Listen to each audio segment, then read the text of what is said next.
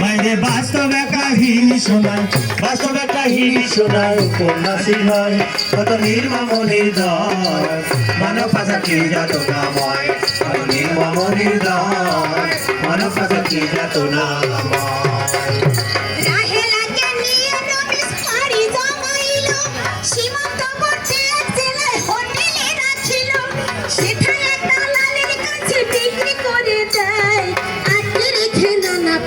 নির্যাতন চালায়, খারাপ কাজে বাধ্য করতে করে নির্যাতন, নিরুপায় বাধ্য রাহেলা বাঁচাতে জীবন।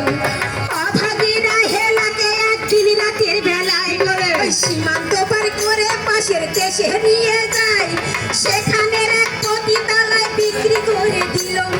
রাহেলার নিরাশ জীবনে অন্ধকার নামিল, তারপরেও নিজেকে মুক্ত করে বার লাগিয়া পথ খুঁজতে থাকে বড় আশায় বুক বাঁধিয়া। মানবেতর জীবন যাপন করি তো সেথায়, একদিন পালিয়ে গেল রুগ্ন অবস্থায়। চলতে চলতে জ্ঞান হারিয়ে পথে পড়েছিল, পুলিশ উদ্ধার করে তাকে থানায় নিয়ে গেল। ওই দেশের এক শেল্টার হোমে রেখে দেওয়া হয়, পরে দেশে ফেরে সরকারের সহায়তায়। বাড়ি আসার পরে পরিবার ও প্রতিবেশী এসবের জন্য করে রাহেলাকে দোষী। উপস্থিত দর্শক মণ্ডলী, এই যে আপনাদেরকে বলেছিলাম না, এই যে রমিজ আলীকে সবাই চিনে রাখুন।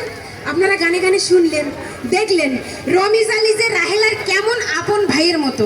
চাকরির প্রলোভন দেখিয়ে বাড়ি থেকে বের করে নিয়ে সোজা পাশের দেশের পতিতলায় বিক্রি করে দেয়, সেখানে